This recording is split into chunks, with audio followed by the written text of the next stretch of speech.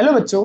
तो आज हम इस वीडियो में बात करेंगे हमारी जो इलेक्ट्रोकेमिस्ट्री की जो हम एक्सरसाइज का सॉल्यूशन करवा रहे थे उसके आज हम 2.11 से लेकर 2.15 तक के क्वेश्चंस को सॉल्व करेंगे। ठीक है, वन बाय वन। तो चलिए शुरू करते हैं बिना किसी टाइम वेस्टिंग के। तो हमारा क्वेश्चन है 2.11 और the conductivity of 0.00241 molar acetic acid. कहता है कि जो कंडक्टिविटी है ना, इतने मोलर कंसंट्रेशन एसिटिक एसिड की, यानी ये जो वैल्यू दे रखी है ना, किसकी दे रखी है? कंसंट्रेशन की दे रखी है। यानी ये हमें दे रखी है कंसंट्रेशन, और कंसंट्रेशन का मतलब ये वैल्यू है हमारे पास में मोलरिटी की। कितनी वैल्यू है? 0.00241 मोलर। ये तो कंसंट्रेशन दे दी सॉल्यूशन की, किसकी? एसिटिक एसिड की। और ये जो वैल्यू दे रखी है ना, ये दे रखी है कंडक्टिविटी की वैल्यू। ठीक है, और कंडक्टिविटी को किससे रिप्रेजेंट करते हैं हम? कापा से। तो यहाँ पे कापा की वैल्यू दे रखी है 7.896 मल्टीप्लाई 10⁻⁻5 साइमन पर सेंटीमीटर। साइमन पर सेंटीमीटर, ये हमारी कंडक्टिविटी की वैल्यू दे रखी है। फर्दर वो कहता है कैलकुलेट इट्स मोलर कंडक्टिविटी। आपने निकालना है मोलर कंडक्टिविटी, यानी ये आपने निकालना है। और हमें इसका फार्मूला पता है, इसका फार्मूला होता है कापा मल्टीप्लाई में 1000 डिवाइड में मोलरिटी। तो यहाँ पे किस किस की वैल्यू अवेलेबल है? देखो, कंडक्टिविटी की वैल्यू भी अवेलेबल है, देखो ये रही, और मोलरिटी की वैल्यू भी अवेलेबल है। इसका मतलब मोलर कंडक्टिविटी की वैल्यू आ जाएगी। तो यहाँ पे वैल्यू पुट कर लो। देखो कापा की वैल्यू कितनी है? कापा की वैल्यू है 7.896 मल्टीप्लाई 10⁻⁻5 मल्टीप्लाई में 1000, 1000 का मतलब है 10⁻3 डिवाइड में मोलरिटी। मोलरिटी की वैल्यू कितनी है? 0.00241। और जैसे ही आप इन वैल्यूज को सॉल्व करते हैं, जहां तक आप सॉल्व करते हैं वो वैल्यू किसकी आ जाती है? मोलर कंडक्टिविटी की वैल्यू आ जाती है। तो जैसे ही आप इन वैल्यूज को सॉल्व करते हैं तो इसकी वैल्यू आ जाती है 32.763 साइमन सेंटीमीटर स्क्वायर पर मोल। ये बन जाती है हमारी मोलर कंडक्टिविटी की वैल्यू। यहां तक हमारा सॉल्व हो गया। नेक्स्ट वो कहता है कि if molar conductivity at infinite dilution for acetic acid is this. अब उसने हमें किसकी value they the? Molar conductivity at infinite dilution पे उसकी वैल्यू दे दी उसने 390.5 साइमन सेंटीमीटर स्क्वायर पर मोल। ये हमारे पास में उसने value they the. What is it's dissociation constant, और हमसे पूछ रहा है कि डिसोसिएशन कांस्टेंट की वैल्यू क्या होगी। तो अब आपको यहाँ पे डिसोसिएशन कांस्टेंट का फॉर्मूला पता होना चाहिए। तो डिसोसिएशन कांस्टेंट को हम रिप्रेजेंट करते हैं के द्वारा, और इसका फॉर्मूला होता है सी अल्फा स्क्वायर डिवाइड में 1 माइनस अल्फा। ये इसका फॉर्मूला होता है अभी डिसोसिएशन कांस्टेंट निकालने का। अब यहाँ पे सी क्या है? सी तो कंसंट्रेशन है, और इसकी वैल्यू हमारे पास में ये रही है ना। अल्फा क्या है? अल्फा होता है डिग्री ऑफ डिसोसिएशन, और अल्फा निकालने के लिए यहाँ पे आपको फार्मूला पता होना चाहिए। तो अल्फा निकालने के फार्मूला होता है molar conductivity at concentration C divide में molar conductivity at infinite dilution. तो देखो, सबसे पहले हम अल्फा की वैल्यू निकालेंगे। अल्फा की वैल्यू हम यहाँ पे पुट करेंगे तो हमारा डिसोसिएशन कांस्टेंट आ जाएगा। अब यहाँ पे molar conductivity at concentration C क्या दे रखी है? देखो, ये हमने निकाली है अभी अभी, यही तो है molar conductivity at concentration C. और इनफाइनाइट डाइल्यूशन पे उसने हमें वैल्यू दे रखी है, ये रही। तो हम यहाँ से डिग्री ऑफ डिसोसिएशन की वैल्यू निकाल लेंगे। देखो, इसकी जगह पे क्या वैल्यू पुट करेंगे? आप पुट करेंगे 32.763, और डिवाइड में इनफाइनाइट डाइल्यूशन की जगह पे ये वैल्यू पुट करेंगे, यानी 390.5। तो जैसे ही आप इसको सॉल्व करेंगे ना, तो इसकी वैल्यू आ जाएगी 0.0839। ये आ गई हमारी डिग्री ऑफ डिसोसिएशन की वैल्यू। अब हम क्या करते हैं, इस अल्फा की वैल्यू को यहाँ पे पुट कर देते हैं और हमारा डिसोसिएशन कांस्टेंट आ जाएगा। तो मैं एक बार नई स्लाइड ले लेता हूँ, एक सेकेंड। तो देखो, यहाँ पे मैं फार्मूला अप्लाई कर दूंगा डिसोसिएशन कांस्टेंट का, और फार्मूला है सी अल्फा स्क्वायर डिवाइड में 1 माइनस अल्फा। तो के इज इक्वल टू कंसंट्रेशन की वैल्यू कितनी है हमारे पास में? देखो 0.00241।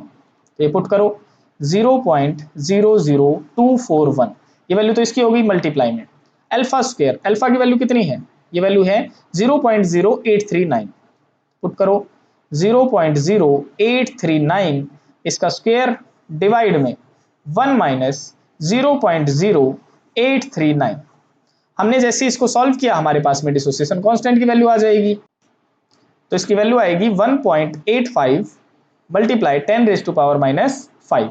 ये हमारी आ जाती है डिसोसिएशन कांस्टेंट की वैल्यू। तो इस तरीके से आपने क्वेश्चन सॉल्व करना है, और ये जो कैलकुलेशन का मामला है, जहां तक आपसे सॉल्व होता है वहां तक आप कीजिए, अदरवाइज आप छोड़ देते हैं तो आपको जो नंबर है वो आपको स्टेप्स के भी मिलते हैं। ठीक है, अब हम नेक्स्ट क्वेश्चन करते हैं। देखो, नेक्स्ट क्वेश्चन है हमारे पास में कि how much charge is required for the following reductions. आपसे पूछ रहा है कि कितना चार्ज रिक्वायर्ड होगा इनके रिडक्शंस के लिए, ठीक है। यहाँ पे आपको क्वेश्चन दे रखे हैं पॉइंट 1, पॉइंट 2 और पॉइंट 3। अब यहाँ पे आपको एक बात ध्यान रखनी पड़ेगी, देखो जब 1 मोल ऑफ इलेक्ट्रॉन जब जरूरत पड़ती है ना रिडक्शन के लिए, तो इसका मतलब होता है 1 फैराडे की जरूरत पड़ रही है। जब 2 मोल ऑफ इलेक्ट्रॉन की जरूरत पड़ती है, इसका मतलब है कि 2 फैराडे चार्ज की जरूरत पड़ रही है। जब 3 मोल ऑफ इलेक्ट्रॉन की जरूरत पड़ती है, इसका मतलब है कि 3 फैराडे चार्ज की जरूरत पड़ रही है।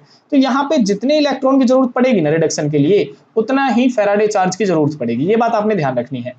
अब यहाँ पे हमें पता है कि 1 फैराडे की वैल्यू कितनी होती है, तो इसकी वैल्यू होती है 96,500 कूलम। ये बात आपने ध्यान रखनी है, ठीक है। अब देखो पहले स्टेप में कह रहा है कि 1 mole of aluminium 3 positive to aluminium. कहता है कि एल्यूमिनियम 3 पॉजिटिव को किस में बदलना है, इसको बदलना है एल्यूमिनियम के अंदर।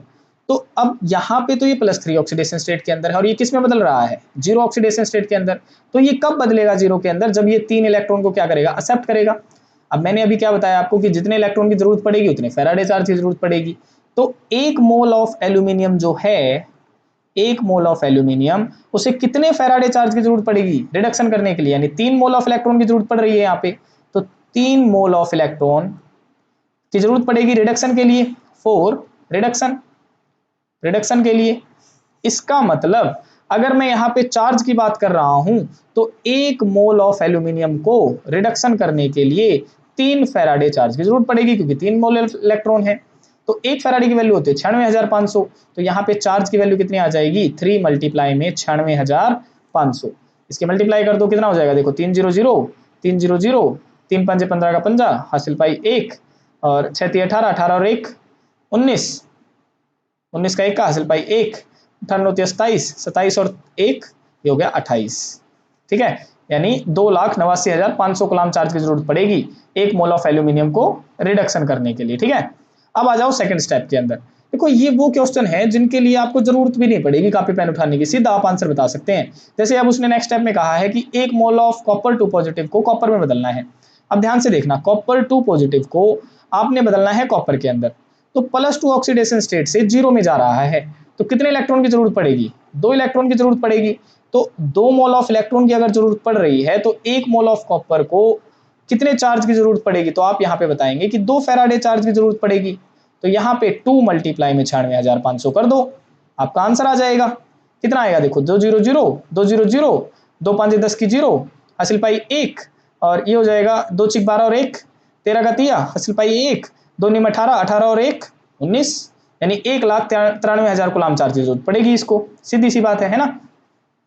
अब देखो नेक्स्ट वाला पार्ट, देखो सीधा आप ऐसे ही बता सकते हैं, ठीक है, बिल्कुल पॉइंट वाइज के ये क्वेश्चन है। नेक्स्ट कह रहा है कि 1 मोल ऑफ MnO4 नेगेटिव को Mn2 पॉजिटिव में बदलना है। अब देखना है यहाँ पे MnO4 नेगेटिव को बदलना है इसने Mn2 पॉजिटिव के अंदर। तो मैं क्या करता हूँ, यहाँ पे मैंगनीज की ऑक्सीडेशन स्टेट निकाल लेता हूँ कि यहाँ पे ऑक्सीडेशन स्टेट है कितनी। तो देखो जिसकी भी मुझे ऑक्सीडेशन स्टेट निकालनी होती है ना, उसको मैं X मान लेता हूँ। मैंने इसको X मान लिया, ठीक है। प्लस में कितने ऑक्सीजन अटैच हैं, 4 ऑक्सीजन अटैच हैं। एक ऑक्सीजन के ऊपर चार्ज होता है -2, और बराबर में क्या लिखा जाता है, बराबर में जो भी पूरे मॉलिक्यूल के ऊपर चार्ज होता है ना, वो बराबर में लिखा जाता है। तो माइनस है तो -1 मैंने बराबर में लिख दिया। अब x ये क्या हो जाएगा, मल्टीप्लाई करोगे तो -8 बराबर में -1, x is equal to 8 - 1 is equal to 7। इसका मतलब यहाँ पे इसकी ऑक्सीडेशन स्टेट है +7, और ये +7 से किस में बदल रहा है, +2 में बदलना है इसको। तो +2 में ये कब जा सकता है, जब ये कितने इलेक्ट्रॉन को एक्सेप्ट करेगा, 5 इलेक्ट्रॉन को ये एक्सेप्ट करेगा, तब जाके ये किस में बदलेगा, Mn2 पॉजिटिव में बदलेगा। तो अगर ये 5 मोल ऑफ इलेक्ट्रॉन को एक्सेप्ट कर रहा है, इसका मतलब चार्ज कितना जरूरत पड़ेगी इसको, तो चार्ज जरूरत पड़ेगी इसको 5 फैराडे चार्ज की। तो 5 की 96,500 से मल्टीप्लाई कर दो, आपका आंसर आ जाएगा। यानी 5 मल्टीप्लाई में 96,500 जैसे ही आप करेंगे, कितना आंसर आ जाएगा, देखो करो मल्टीप्लाई। ये हो जाएगा, यहाँ पे लिख रहा हूँ देखो 500, 500, 5 5 25 का 50, हासिल पाई 2, और ये 5 6 का 30, 30 और 2 32 का 2, हासिल पाई 3, 5 9 45, 45 और 3 48, 48। तो 4,82,500 यहाँ पे लिख देते हैं, 4,82,500 कूलम चार्ज की इसको जरूरत पड़ेगी। तो बिल्कुल पॉइंट में ही आप इसका आंसर कर सकते हैं, बिल्कुल बिना कॉपी पेन उठाए आप इसका आंसर कर सकते हैं। जितने मोल ऑफ इलेक्ट्रॉन की जरूरत पड़ेगी उतने ही फैराडे चार्ज की जरूरत पड़ेगी। तो यहाँ पे इनके इस तरीके से आपने आंसर बता देने हैं। अब हम नेक्स्ट क्वेश्चन करते हैं। देखो नेक्स्ट क्वेश्चन में हमसे पूछ रहा है कि how much electricity in terms of Faraday is required to produce. कहता है फैराडे की टर्म में कितनी इलेक्ट्रिसिटी आपको जरूरत पड़ेगी जब 20 ग्राम कैल्शियम फ्रॉम मोल्टन CaCl2 से आपको बनाना पड़ेगा। तो देखो यहाँ पे एक मतलब समझो आप, वही चीज है जो मैंने अभी ऊपर वाले में कंसेप्ट बताया था कि जितने इलेक्ट्रॉन उसको चाहिए होंगे उतने ही क्या करेगा, फैराडे चार्ज जनरेट करेगा। तो यहाँ पे मोल्टन CaCl2 का क्या मतलब है, इसका मतलब है कि यहाँ पे जो कैल्शियम क्लोराइड है वो Ca2 पॉजिटिव प्लस में 2 Cl नेगेटिव की फॉर्म में प्रेजेंट है। अब ये किस फॉर्म में मिलेगा, यही तो मुझे डिपॉजिट होकर मिलेगा इलेक्ट्रोड के ऊपर। तो ये कब डिपॉजिट होगा, जब ये क्या करेगा, 2 इलेक्ट्रॉन को एक्सेप्ट करेगा, तब जाके मुझे कॉपर मिलेगा, है ना। तो यहाँ पे 1 मोल ऑफ कैल्शियम के लिए कितने इलेक्ट्रॉन यानी फैराडे चार्ज की जरूरत पड़ रही है, 2 फैराडे, क्योंकि 2 मोल ऑफ इलेक्ट्रॉन की जरूरत पड़ रही है। तो यहाँ पे अगर मैं देखूं तो 1 मोल कैल्शियम 2 पॉजिटिव के लिए कितने मोल ऑफ इलेक्ट्रॉन की जरूरत पड़ रही है, 2 मोल ऑफ इलेक्ट्रॉन की जरूरत पड़ रही है। इसका मतलब 2 फैराडे चार्ज की जरूरत पड़ रही है ना। अब मुझे यहाँ पे ग्राम के अंदर बताना है, ग्राम के अंदर तो कैल्शियम आता है 20 नंबर पे और इसका मास होता है 40। इसका मतलब 40 ग्राम कैल्शियम के लिए 40 ग्राम कैल्शियम के लिए 2 फैराडे चार्ज की जरूरत पड़ रही है। उसने पूछा है 20 ग्राम के लिए कितनी जरूरत पड़ेगी, तो 20 ग्राम के लिए कितना हो जाएगा, आधा हो जाएगा, सीधी सी बात है ना। इसका मतलब 1 फैराडे चार्ज की जरूरत पड़ेगी। और कुलाम में पूछ ले तो 96,500 बता दो, 96,500 कुलाम, क्योंकि इसने फैराडे में पूछा है तो 1 फैराडे आपका आंसर हो जाएगा यहाँ पे। बिल्कुल सिंपल सा क्वेश्चन है। अब नेक्स्ट पॉइंट में देखो, नेक्स्ट में क्या कह रहा है कि 40 gram of aluminium from molten Al2O3। अब यहां पे समझो मोल्टन Al2O3 का मतलब क्या है। मैं एक बार नई स्लाइड ले लेता हूं, एक सेकेंड। देखो मोल्टन Al2O3 यहां पे मतलब समझो, देखो क्योंकि यहां पे एल्यूमिनियम का बताना है आपने, तो एल्यूमिनियम की सबसे पहले देखो कि ऑक्सीडेशन स्टेट कितनी है। यहां पे आप ज्यादा रिएक्शन याद रखने की आपको कोई जरूरत नहीं है, सिर्फ ऑक्सीडेशन स्टेट आपको निकालनी आनी चाहिए। तो मैं यहां पे इसके ऑक्सीडेशन स्टेट निकाल लेता हूं। देखो 2 एल्यूमिनियम प्रेजेंट है तो मैं इसको 2x मान लेता हूं, प्लस में 3 ऑक्सीजन अटैच है तो 3, और ऑक्सीजन के ऊपर कितना चार्ज होता है, -2 चार्ज होता है, तो जिसकी मैं निकाल रहा हूं उसको मैंने x मान लिया, ठीक है। बराबर में क्या पुट करोगे, जो पूरे मॉलिक्यूल के ऊपर चार्ज होता है वो बराबर में पुट किया जाता है, तो बराबर में 0 लिख दोगे। अब क्या हो गया, 2x - 6 = 0 हो गया। x कितना आ जाएगा, 6/2, इसका मतलब 3 आ गया। तो यहाँ पे एल्यूमिनियम किस फॉर्म में प्रेजेंट है, मोल्टन अवस्था में +3 ऑक्सीडेशन स्टेट में प्रेजेंट है। अब मुझे पता है कि अगर एल्यूमिनियम +3 में प्रेजेंट है और वो डिपॉजिट होगा तो एल्यूमिनियम बनेगा, क्योंकि चार्ज में प्रेजेंट नहीं होता है, डिपॉजिट होता है, वो 0 ऑक्सीडेशन स्टेट में डिपॉजिट होगा। तो कितने इलेक्ट्रॉन की जरूरत पड़ेगी उसको, 3 इलेक्ट्रॉन की जरूरत पड़ेगी। इसका मतलब 3 फैराडे चार्ज की जरूरत पड़ेगी, है ना। तो यहाँ पे 1 मोल ऑफ एल्यूमिनियम को 3 मोल ऑफ इलेक्ट्रॉन की जरूरत पड़ी। इसका मतलब 3 फैराडे चार्ज की जरूरत पड़ी, है ना। लेकिन यहाँ पे उसने जो हमसे आंसर पूछा है वो ग्राम के अंदर पूछ रहा है, 40 ग्राम के अंदर, कि कितने फैराडे चार्ज की जरूरत पड़ेगी। तो यहाँ पे मुझे पता है एल्यूमिनियम कितने नंबर पे आता है, एल्यूमिनियम आता है 13 नंबर पे। मास कितना होता है, 27 होता है ना। तो 27 ग्राम एल्यूमिनियम को कितने फैराडे चार्ज की जरूरत पड़ रही है, 3 फैराडे की। तो 1 ग्राम एल्यूमिनियम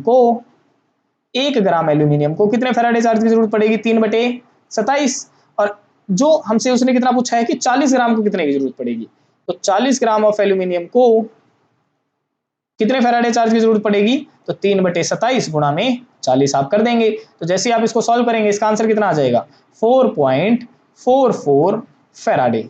इतने चार्ज की आपको जरूरत पड़ेगी। तो इस तरीके से आपने क्वेश्चन सॉल्व करने थे। अब हम नेक्स्ट क्वेश्चन देखते हैं।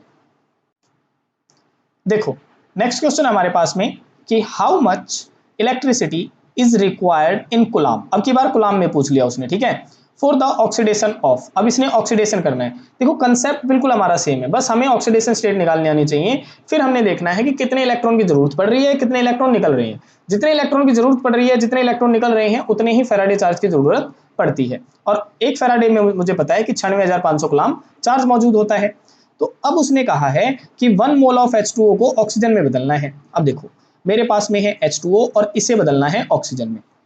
अब ऑक्सीजन के ऊपर कितना चार्ज होगा, -2 चार्ज होगा, सीधी सी बात है। और एक के ऊपर -2 चार्ज है और ये बदल किस में रहा है, ऑक्सीजन में। और यहाँ पे किसी भी मॉलिक्यूल के ऊपर जो चार्ज होता है वो 0 होता है, ये आपको पता होना चाहिए भाई। चाहे वो नाइट्रोजन है, चाहे ऑक्सीजन है, चाहे वो हीलियम है, सभी के ऊपर कितना चार्ज होता है, 0 चार्ज होता है। तो यहाँ पे ऑक्सीजन के ऊपर कितना चार्ज है, 0, यानी -2 से 0 में बदल रहा है। तो 0 में कब बदलेगा, जब वो कितने इलेक्ट्रॉन को रिलीज करेगा, 2 इलेक्ट्रॉन को रिलीज करेगा। देखो जब रिलीज करेगा, माइनस से जब ऊपर की तरफ आता है ना तो वो रिलीज करता है, और जब किसकी तरफ जाता है, जब वो नीचे की तरफ जाता है तब क्या करता है, वो एब्जॉर्ब करता है। जैसे +2 से 0 में जा रहा था तो वो एब्जॉर्ब कर रहा था। तो यहाँ पे -2 से कहां पे जा रहा है, 0 में जा रहा है, मतलब बढ़ रहा है। और जब बढ़ता है तो वो रिलीज करता है।